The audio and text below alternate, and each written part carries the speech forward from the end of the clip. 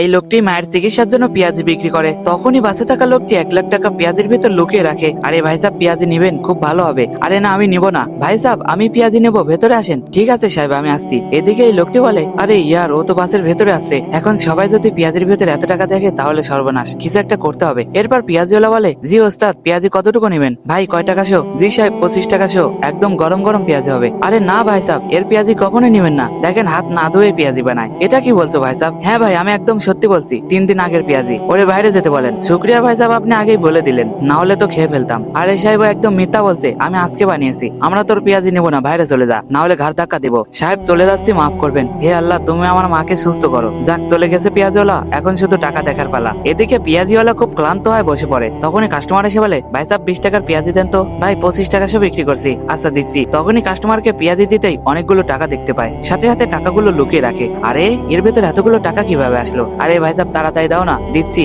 এই নাও ভাই, চলে যাও। টাকাগুলো পেয়েছে, আলহামদুলিল্লাহ। ডাক্তার সাহেব, আমার মা কেমন আছে? তোমার মাকে যদি বাঁচাতে চাও তাহলে 1 লাখ টাকা জমা করো। 1 লাখ টাকা? এই মুহূর্তে এত টাকা কোথায় পাবো? আমি জানি না এত টাকা কে রাখলো। হে আল্লাহ, গোপনে কোন এক ব্যক্তি এতগুলো টাকা দান করলো, তুমি তাকে নিয়ে খায়াত দান করো। সবাই বলে আমিন। সাবস্ক্রাইব করো।